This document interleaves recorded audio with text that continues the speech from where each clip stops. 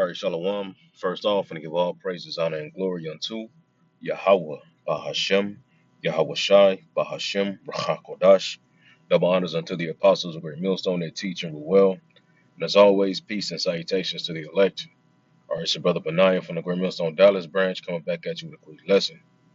Now, I have this video queued up here from Lionheart Church. All right, and I'm going to play this, and I just want you to listen to this bugged out shit, all right, that this dude is saying. And a lot of our people still in 2026 believe in this, man. Christianity still is still a stronghold, one of the most strongest strongholds, all right, of the minds of you so-called Negro, Latinos, and Native Americans, man. You see, because this video, we're gonna go back into the scriptures. We're gonna go back into the milk scriptures, man. You see, of hell, man, and this modern uh Christianity concept of hell is not according to the scriptures, man. You see, the prophets never taught it. Yahweh Shah, who the word ignorantly calls Jesus Christ, never taught it. Okay, so I'm gonna play this video. I have something pulled up in Chat GPT. I want to touch on a little bit, grab a couple of scriptures, and Lord willing, this lesson is edifying. Salakia, hold on. And 300 net worth $300 million. He went to heaven for a few minutes, came back, gave all 300 million away. So you have to start asking yourself, these people are having these encounters and then they flip, like the gangster. And I think y'all saw the guy that was a gangster, and I think he got shot and he ended up going to hell. He did a video on YouTube, and he said the thing they asked him, they said, what was one of the worst things you saw down there? And he said, I'll mention two. He said, one of the things he said that I can't get out of my mind is, he said, what was happening to the people in hell who wouldn't stop sleeping around in planet Earth? What the demons were doing to them. He said, I can't repeat that. He said, I can't repeat it off air. Okay, but when you read scriptures about that, people just, whatever. Okay. He said the thing that messed him up too, y'all know what a shish kebab is? You know, it's a long toothpick and you put a piece of onion on it and a green pepper and chicken. He said that really, really messed me up. He said it was this big demon. He had this long stick and he was putting people on it like a shish kebab to carry them to the next place of torment. I know I can feel the question already. Why would God send people to a place like that? We'll get to that. We're not going to be long, but we are going to be strong. I can't remember who said that, but it just sounded good at the moment. And All right, so now you see how bugged out that shit was.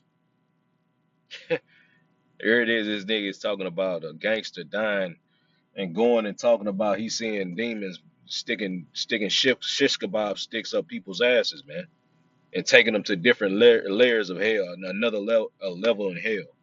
And that's ultimately at the end of the day, this modern Roman Catholic Church Christianity concept of hell is nothing but pagan. It's nothing but linked in Greek mythology, man. You know. I'm gonna play this video one more time, man. Hold on. Let's run it back. net worth $300 million. He went to heaven for a few minutes, came back, gave all 300 million away. So you have to start asking yourself, these people are having these encounters and then they flip, like the gangster. And I think y'all saw the guy that was a gangster, and I think he got shot and he ended up going to hell. He did a video on YouTube, and he said the thing they asked him, they said, what was one of the worst things you saw down there? And he said, I'll mention two. He said, one of the things he said that I can't get out of my mind is, he said, what was happening to the people in hell who wouldn't stop sleeping around in planet Earth? What the demons were doing to them. He said, I can't repeat that. He said, I can't repeat it off air. Okay, but when you read scriptures about that, people just, whatever. Okay. Where can we read scriptures about demons tormenting people in hell? Where can we read in the Bible? Because this nigga just said that. He just said you can read it when you can read it when you read about it in the Bible. People say, Where in the scriptures can we read about demons tormenting people in hell, man, and sticking shish kebabs on them, man? It's up they back. You know what I'm saying? Come on, bro. This is nothing but Greek mythology. You see? He said the thing that messed him up too. Y'all know what a shish kebab is?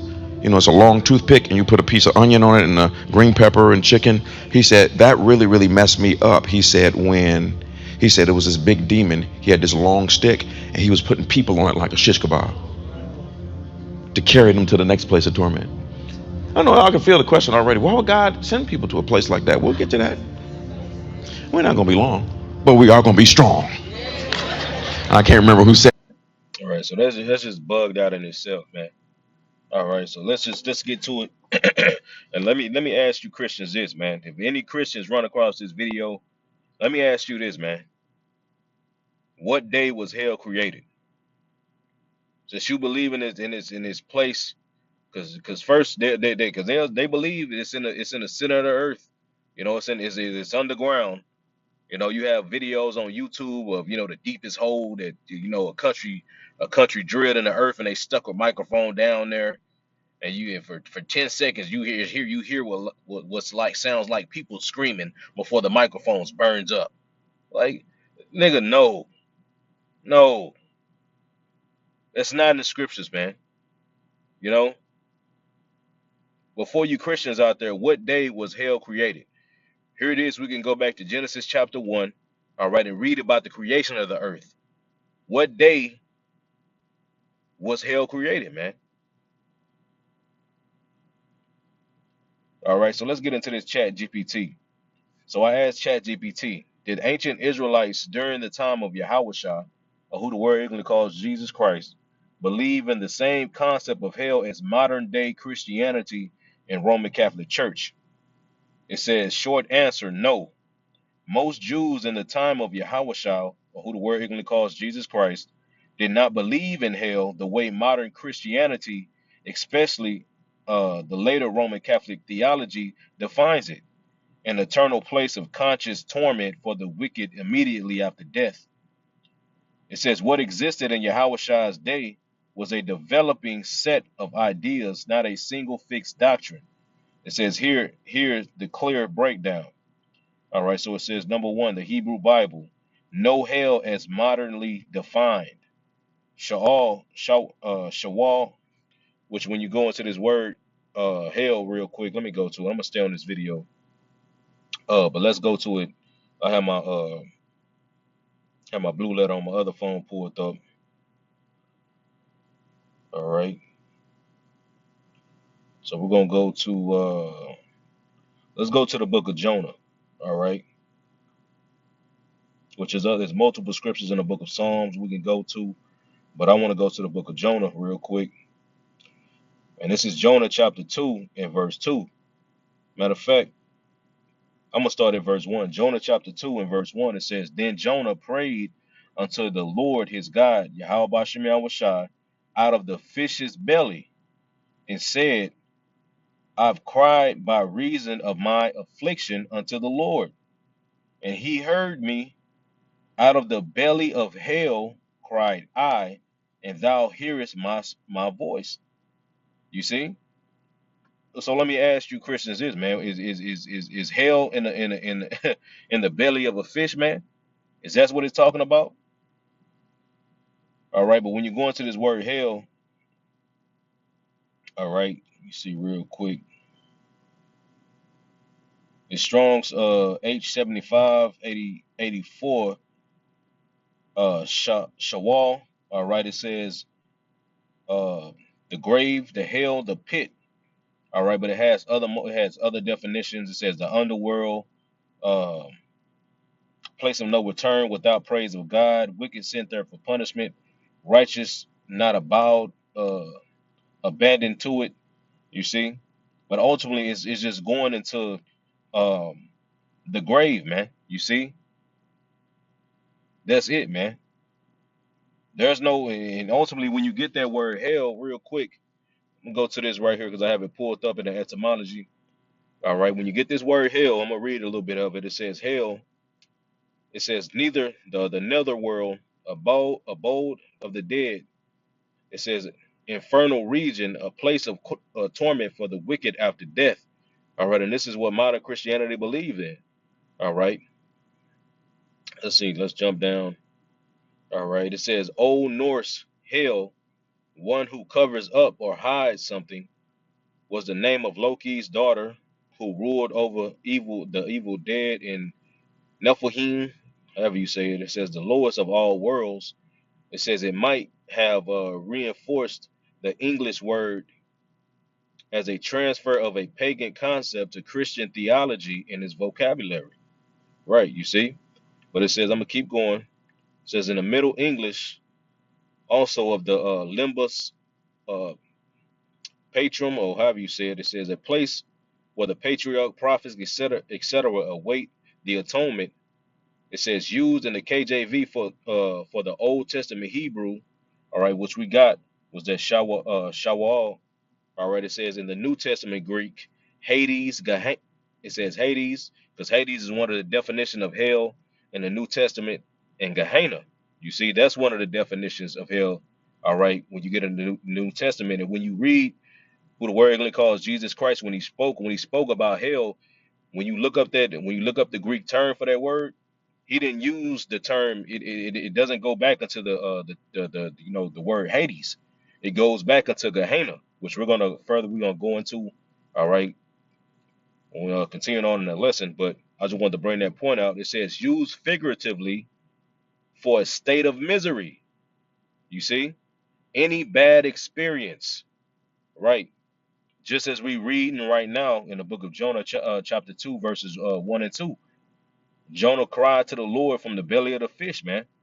It says in verse 2, Jonah 2 and 2, and I said, I cried by reason of my affliction unto the Lord, and he heard me out of the belly of hell, cried I, and thou hearest my voice.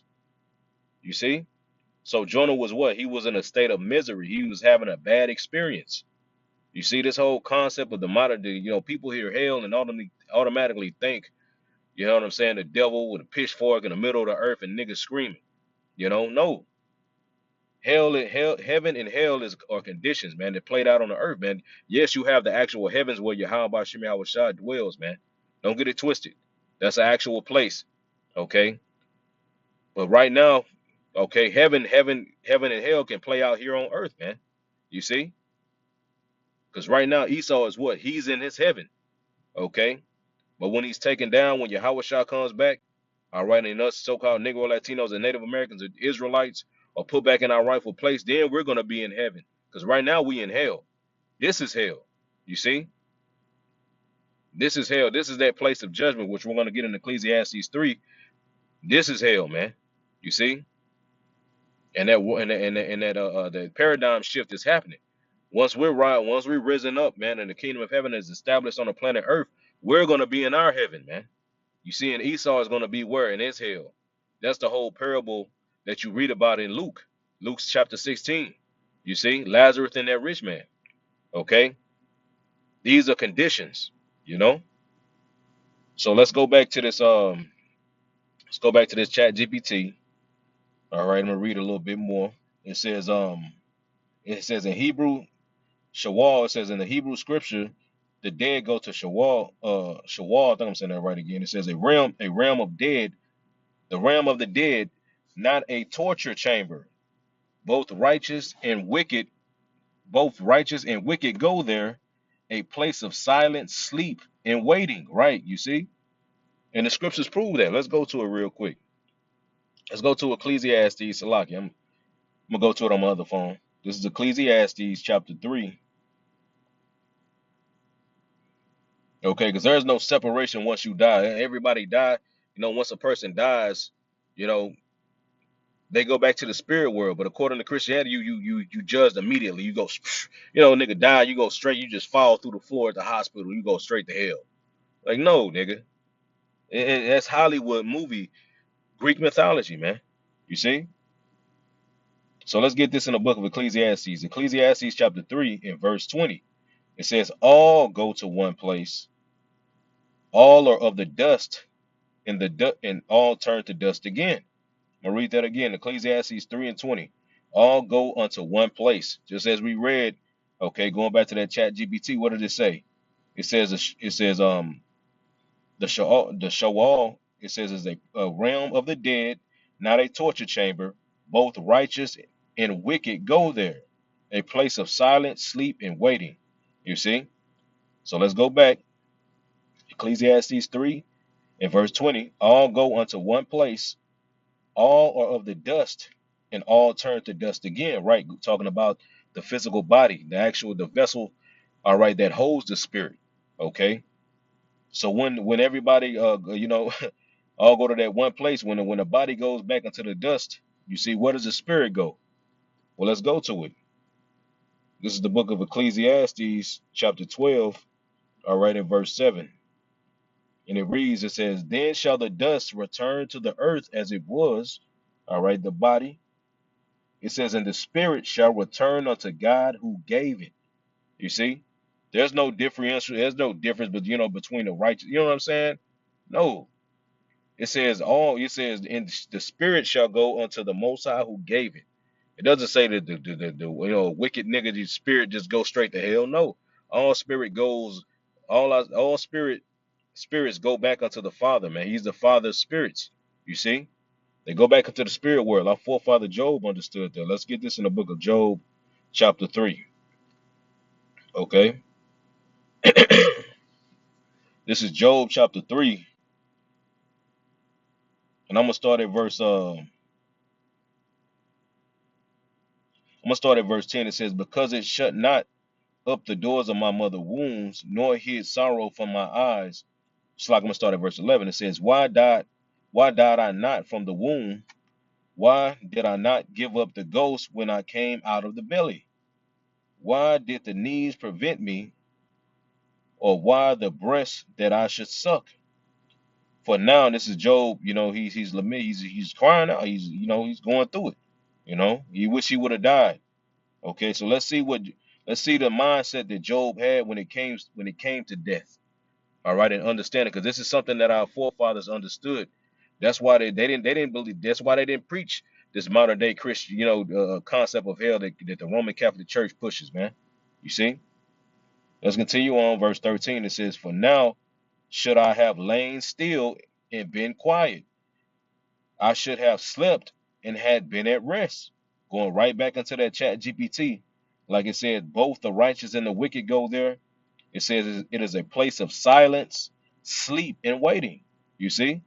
And our forefather Job understood that. It says, verse 14, Job 3 and 14, with kings and counselors of the earth, which built desolate places for themselves, or with princes that had gold, who filled their houses with silver, or as a hidden untimely birth, I had not been, as infants which never saw light. Okay, Salakia. It says, verse 17. Now we coming around to the point. It says, there the wicked cease from troubling, and there the weary be at rest. You see, so it's letting you know the wicked there. All right, they cease from troubling, and the weary be at rest. Verse 18. There the prisoners rest together. They hear not the voice of the oppressor. The small and the great are there. The servant is free from his master. It says, wherefore is light given to him. Let me see, was that it? Okay, yeah, that was basically it. All right, from reading from verse 11 down to verse 19. Okay, it's telling you about the spirit world, tying right back into what we read in Ecclesiastes chapter 3 and Ecclesiastes chapter 12. You see that all go into one place. The body go back to the dust, to the earth, and the spirits, all spirits go back into the Father, man. You see, they go back into what? The heavens, man. You see, and what are they doing in the heaven? They rested. You see, and they waiting, like it said, like the definition said in like one of those points that it made in this chat GPT, a place of silence, a place of sleep, and waiting. Now, what are they waiting for? Okay, they waited for that judgment, man. You see, because ultimately, what judgment plays out on the earth. So let's get this real quick, and I'm gonna go back to this chat GPT. Let's get this in the book of Second Esdras, chapter. Let me see. I think it's chapter 14. Yep, Second Esdras, chapter 14, and I'm gonna start at verse 34. It says, therefore, if thou be, it's like it says, therefore, if so be that ye will subdue your own understanding and reform your hearts. Ye shall be kept alive, and after death ye shall obtain mercy. Right. This is the point, verse 35. For after death shall the judgment come, when we shall live again. And then shall the names of the righteous be manifest, and the works of the ungodly shall be declared. Right, you see? For after death shall the judgment come, and we shall live again. You see? That's when the judgment comes. You see? Let's go to the book of Ecclesiastes chapter 3 again. All right, I'm going to jump up. Okay, because where does that judgment play out? It plays out on the earth. You see? Ecclesiastes chapter 3 in verse 15, it says, that which is been is now, and that which is to be hath already been. All right, showing you reincarnation. You see, everything is reincarnated, and God required that which is past. Right, you see, because once you go to the spirit world, you know the Lord required that which is past. How you lived your life. You see, and however you lived your life in that current, and you know before you die, you go to the spirit world. All right, you get your judgment, and what? Verse 16, and moreover, I saw under the sun the place of judgment, that wickedness was there, in the place of righteousness, that iniquity was there. You see, so that place, it says, moreover, I saw under the sun the place of judgment. And what's under the sun? The earth. The earth is where you play out that judgment. Time back into what we read in 2nd Esdras chapter 14 and verse 35. For after death shall the judgment come, when we shall live again. You see? So you play out your judgment on the earth, man. Okay? It ain't it ain't no place of eternal fire. You just burn it forever, man. You see that doesn't make any sense, and that's not according to the scriptures. All right, so let's go back to this Chat GPT. Going back to number 1, it says it gives an example of Psalms chapter 6 and verse 5. It says, "In death there is no remembrance of you in Shawal, who will give you praise," meaning the grave. You see, so that's that same definition. Like I said, it means the grave or the pit. You see. And David understood that, man. You know, Ecclesiastes, another precept is Ecclesiastes 9 and 10. It says, no work, knowledge, or wisdom in Shawal. All right, it says, no eternal fire, no demons, no torment. You see, dealing with that word hell. Okay, so there is no eternal fire, there's no demons, and there's no torment, man. All right, it says number 2, Second Temple Judaism from 500 BC to 70 AD, it says ideas began to develop. By the time Yahweh, who the word English calls Jesus Christ, uh, Jewish beliefs was not unified. I hate using that word. Israelite beliefs was not unified. It says, A, the Pharisees believed in the resurrection of the dead, believed in future judgment, some form of reward punishment after resurrection, not immediately eternal torture.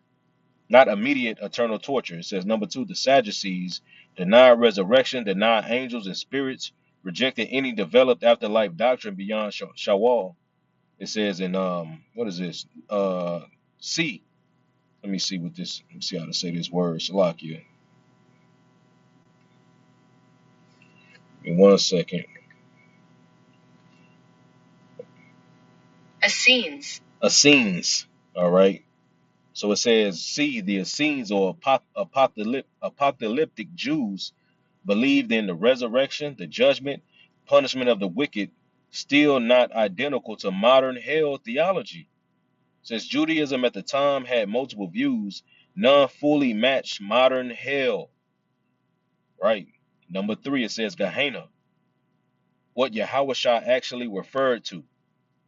Okay, it says when Yahweh, who the word calls Jesus Christ, spoke of hell, the words used was Gehenna, not a Greek underworld. It says Gehenna, or the Valley of Hinnom. It says a real valley outside of Jerusalem, historically associated with child sacrifice. It has a precept, Jeremiah chapter 7 and verse 31.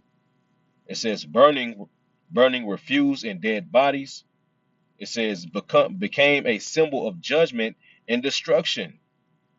Key point, Gehenna symbolized death, exclusion, and divine judgment, often after resurrection, not a place where immortal souls are eternally tormented.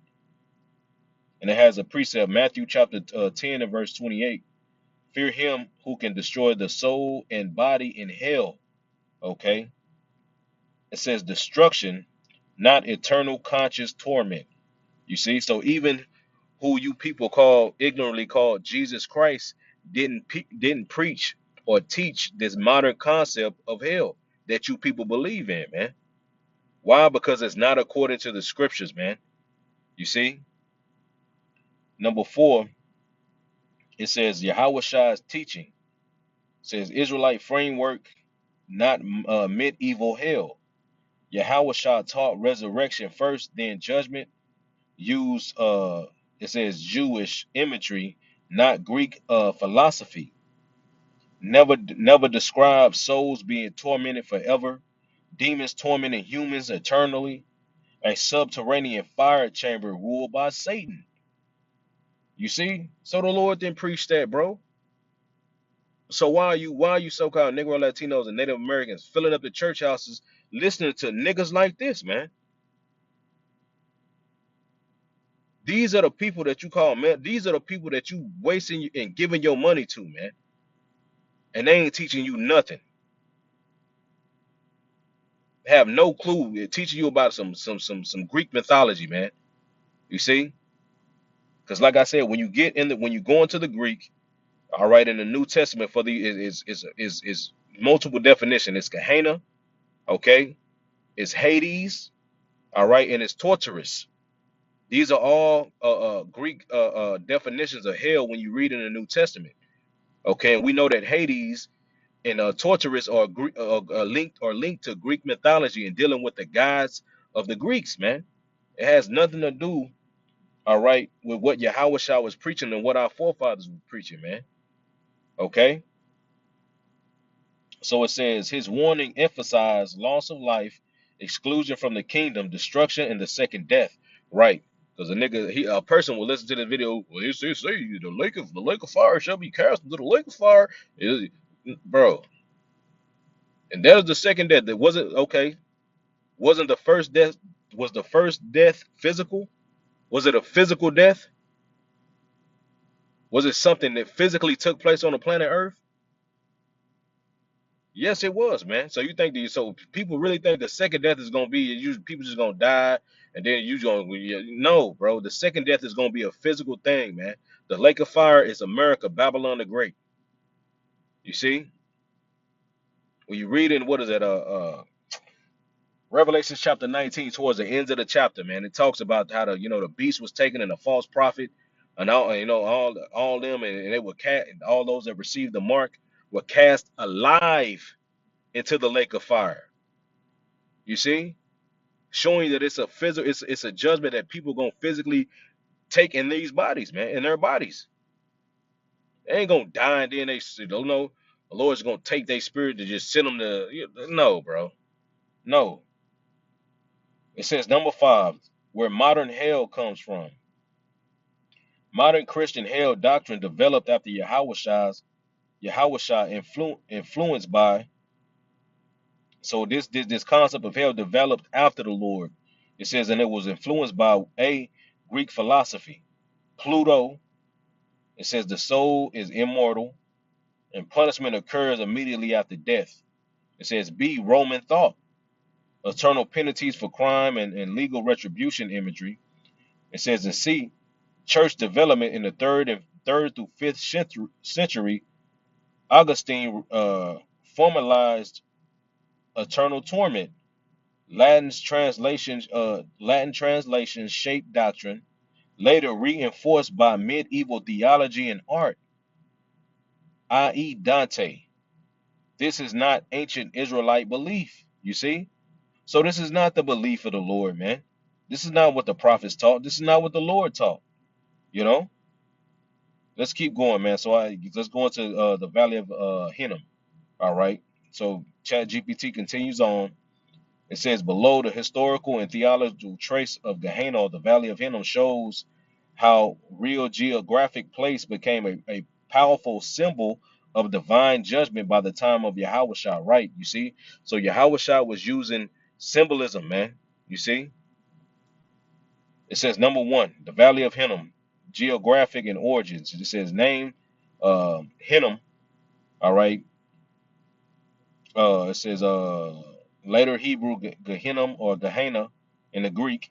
It says location, a real valley just south and southwest of Jerusalem, runs near the junctions of the Kidron Valley. It says outside the city walls, an important detail symbolically.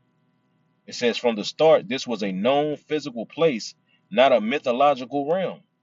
Number two, it says early biblical mentions.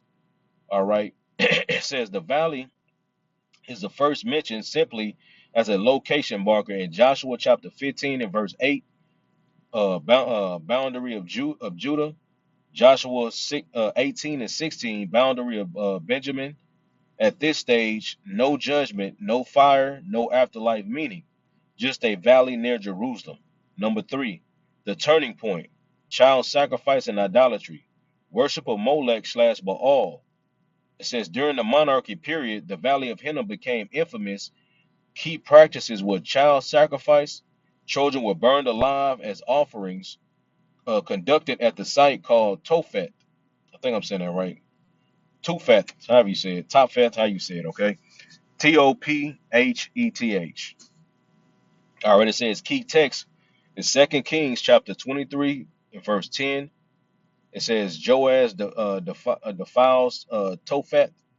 It says Second Chronicles chapter 28 and verse 3, Second Chronicles chapter 33 and verse 6, Jeremiah chapter 7 and verse 31, Jeremiah chapter 19 verses 5 and 6. It says, as I quote, and this is a quote, they built the high places of Baal to burn their sons and their daughters in the fire. It says, why this mattered. It says, it was considered the most abominable sin, violated the Torah in Leviticus 18 and 21, Deuteronomy 12 and 31. It says associated fire plus innocent blood plus covenant betrayal. It says the valley became ritually polluted, cursed by prophetic decree. All right, it says, let me see. All right, it says number four, prophetic judgment declared on the valley. Jeremiah delivers the most important transformation of meaning. It says Jeremiah's oracles, Jeremiah 7 and 32, Jeremiah 19 verses 2 through 13. Key prophecies. It says the valley was renamed the Valley of Slaughter. Corpses will fill it. No room left for burial. Birds and beasts will consume the dead. Jerusalem's judgment will mirror the valley's horror. Okay, so I'm gonna jump down. Okay, and they got Joash, talks about Joash. It says Joash, defilement of the valley. In 2 Kings 23 and 10, Joash destroyed Topheth. It says desecrated the area. It says prevented further sacrifices. This likely involved dumping human remains, burying refuse. It says and rendering it permanently unclean. The valley became associated with fire, death, uncleanliness, and rejection. Post and post in exilic in Second Temple development after the Babylonian exile, new theological emphasis. Let me see. I'm gonna jump down. I'm gonna jump down for time's sake. All right.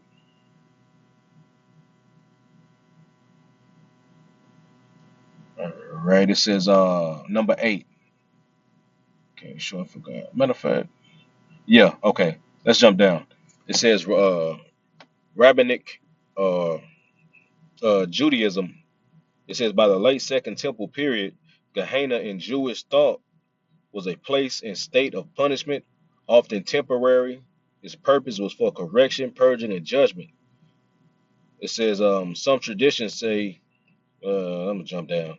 Let's jump down to verse 9. This is going to let's go just jump down to number 9. It says Yahweh and Gehenna. Yahweh used Gehenna, not Hades, the Greek underworld, and Tartarus, a mythic prison. Right? Because like I said, when you look these up, it has their root in Greek. It has their roots in Greek mythology and dealing with the Greek gods, man. It says why? Because its audience knew the valley. It says knew its history, New Jeremiah's prophecy. Yahushai's usage was Matthew 5 verses 22, verse 29 through and 30, Matthew chapter 10 and 28, Matthew chapter 23 and 33, Mark chapter 9 verse 43 through 48, and Luke chapter 12 and verse 5. It says, destroy both body and soul in Gehenna. This is just quote. Let's go to the scripture real quick. This is the book of Luke chapter 12 and verse 5. All right. Let it load real quick, Salakia.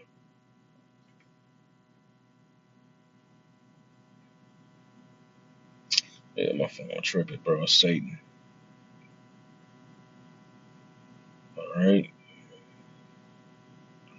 This is Luke chapter 12 and verse 5. It says, but I will forewarn you whom ye shall fear. Fear him, which after he have killed, have power to cast into hell. Yea, I say unto you, fear him. You see? So when you, like I said, and when you go into that word, hell, in this verse is gonna be it's gonna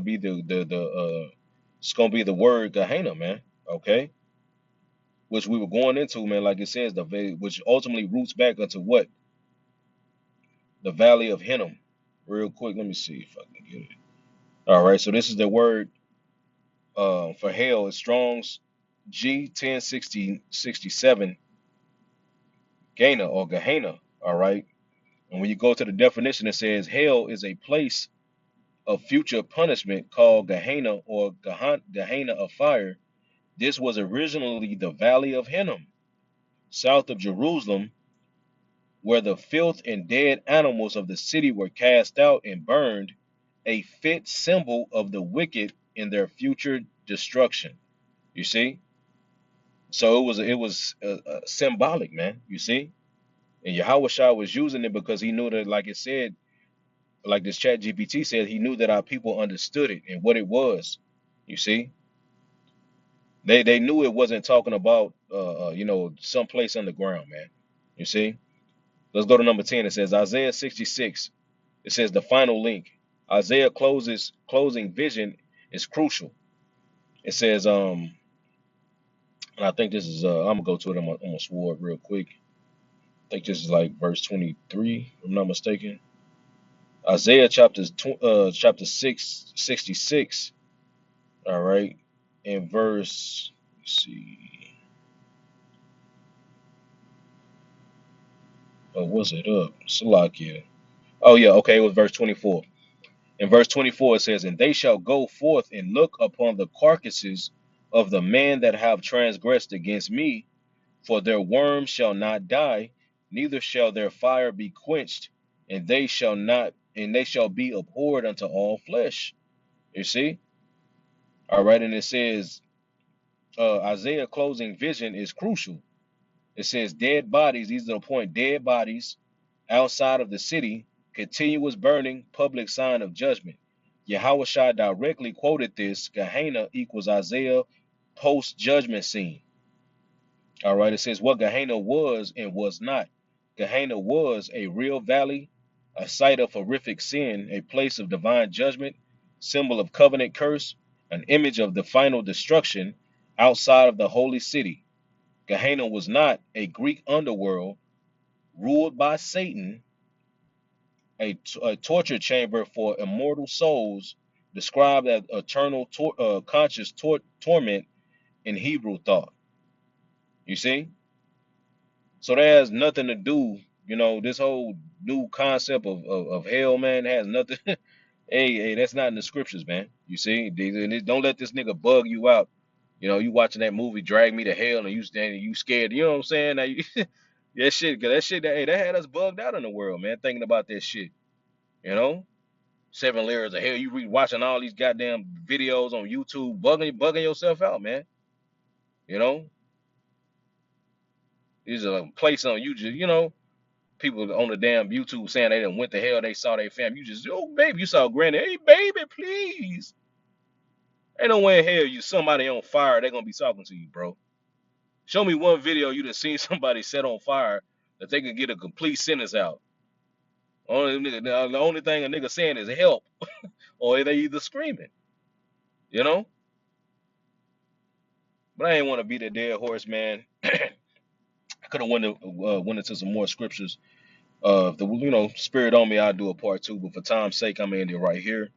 So with that, like I said, Lord, when this lesson edifying to you, brothers and sisters, I want to give all praises, honor, and glory unto Yahweh, Ba'ashem, Yahweh Shai, Ba'ashem, Chodash. Double honors unto the apostles of Great Millstone and teaching you well. All right. Yeah, Lord willing, man, I'll do a part two going into the lake of fire, going into more scriptures, man. So with that, I want to give all praise, honor, and glory to Yahweh, Ba'ashem, Yahweh Shai, Ba'ashem, Chodash. Shalom.